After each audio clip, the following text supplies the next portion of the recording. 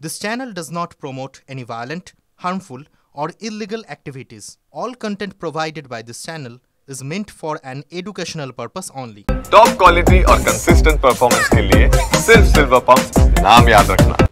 নমস্কার, দেখছেন টিভি9 বাংলা। আপনাদের সঙ্গে রয়েছি আমি শুভজিৎ মিত্র। নদিয়ায় মহিলা মৃত্যুর ঘটনায় গ্রেপ্তার এক। বাড়িতে ফুল তোলাকে কেন্দ্র করে চোর অপবাদে মহিলাকে নিগ্রহের অভিযোগ। গতকাল দিনভর এই খবর দেখিয়েছিলাম আপনাদেরকে। গ্রেপ্তার সিভিক ভলেন্টিয়ারের দাদা অসীম করাতি। ডিটেল নেব। মহাদেব আমাদের সঙ্গে রয়েছেন, আমাদের সহকর্মী। মহাদেব,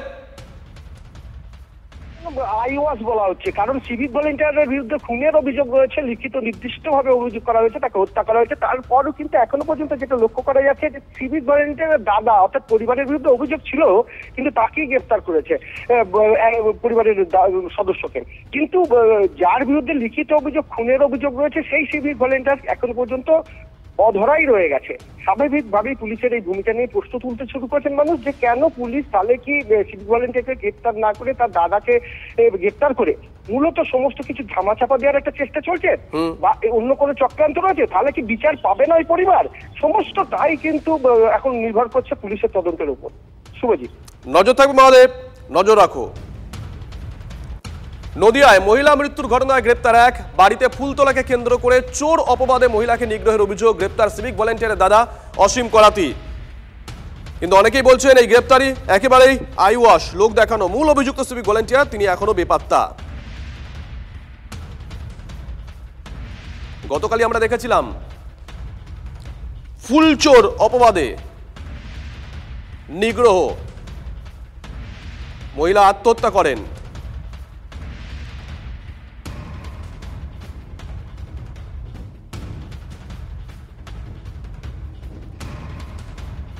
গতকালই মহিলা মৃত্যুর ঘটনায় সিভিক ভলেন্টিয়ারের বিরুদ্ধে খুনের অভিযোগ দায়ের করেন মৃতার মেয়ে। তিনি অভিযোগপত্রে লিখেছিলেন তার মাকে কান ধরে উঠবোস করানো হয়েছিল, লোক সমাজে মারধর পর্যন্ত করা হয়েছিল, গাছে বেঁধে রাখা হয়, পরে বাড়িতে এসে রাতে হুমকিও দেওয়া হয়। কিন্তু সেই সিভিক ভলেন্টিয়ার এখনো অধরা।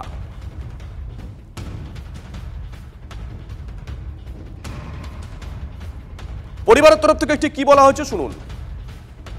মিলন করাতি উনি ওই ধরে বেঁধে চট থাবড়া দেয় এবং কান ধরে উঠবাস করায়। ওই বাড়িতে মিলন করাতি নামে যিনি আছেন উনি সম্ভবত শান্তিপুর থানায় সিভিক পুলিশের কাজ করেন। উনি বলেন যে আমরা সিভিক পুলিশের কাজ করি, তোরা জানিস তোদেরকে যখন তখন আমরা জেল খাটাতে পারি, আমাদের ক্ষমতা, আমাদের পাওয়ার, আমার হাত কতদূর জানিস? রাত্রিরে এসে টর্চার করতে পারে, তাহলে সেই ব্যক্তি যে আমার মাসিকে নিয়ে এসে ঝুলিয়ে দিইনি তার কি প্রমাণ আছে? মানে আমরা তার কি আছে, আমরা সন্দেহ হচ্ছে যে উনি ঝুলিয়ে দিয়েছেন কিনা।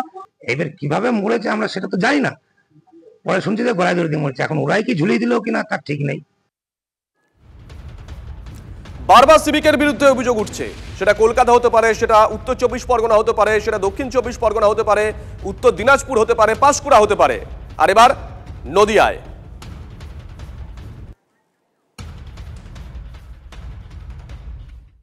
কোনো হেলদোল নেই, শান্তিপুরে একই রকম সিভিক পুলিশ। অতএব দাদাগিরি, অতএব কেন ফুল তুলতে গেছে এই অপবাদ দিয়ে মারধর, আটকে রাখা, দড়ি দিয়ে গাছে বেঁধে রাখা, মধ্যযুগীয় ব্যবস্থা, এবং তারপর আত্মহত্যা। ভাবা যায় নাকি? মুখ্যমন্ত্রীকে আমি বলছি, আপনার পুলিশ দপ্তর সবচাইতে বেশি বিপদে ফেলছে সাধারণ মানুষকে। প্রতিদিন নির্যাতনের শিকার হচ্ছে সাধারণ মানুষ। আর ধরা ছোঁয়ার বাইরে পুলিশ অথবা সিভিক পুলিশ, কেন তার মাথায় আপনি?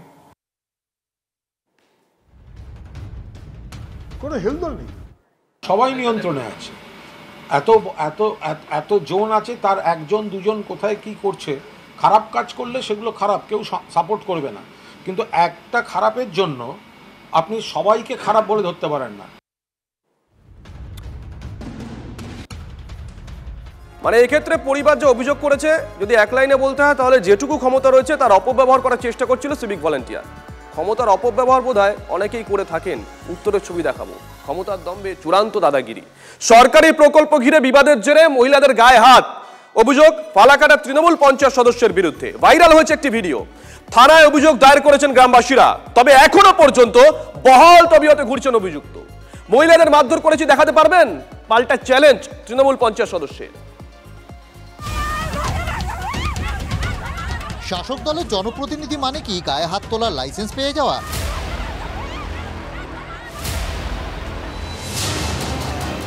এমনকি মহিলাদেরও রেয়াত নয়। শাসক দলের নেতা হলে যা ইচ্ছে তাই করার খুল্লা ছুট পাওয়া যায়। বোধহয় কেউ কেউ এমনটাই মনে করেন। আলিপুরদুয়ারের ফালাকাটায় তৃণমূলের পঞ্চায়েত সদস্য অসিত কর যে কাণ্ড ঘটালেন তাতে এমন প্রশ্ন ওঠা কি অমূলক?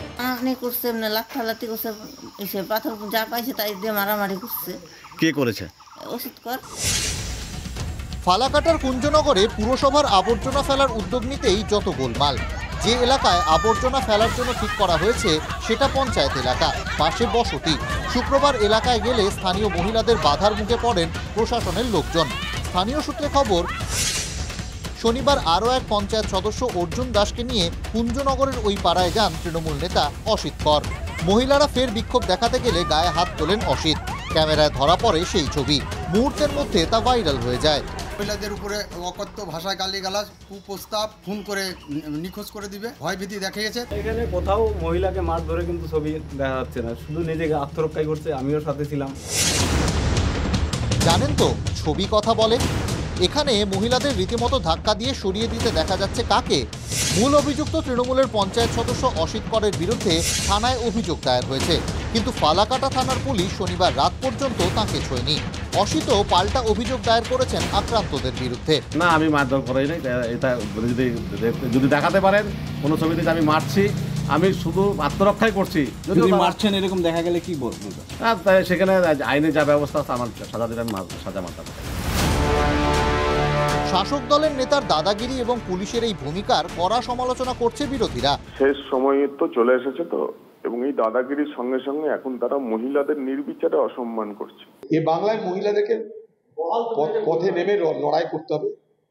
তৃণমূল ধর্ষণকারীদের দলে রূপান্তরিত হয়েছে। তৃণমূলের ধর্ষণকারী কোনো অভাব নাই, মহিলাদের উপর অত্যাচারী কোনো অভাব নাই। ঘটনা ঘিরে ফালাকাটার কুঞ্জনগর এলাকা উত্তপ্ত। পরিস্থিতির দিকে নজর রাখছে পুলিশ। আলিপুরদুয়ার থেকে সুজিত রায়ের রিপোর্ট, TV9 বাংলা।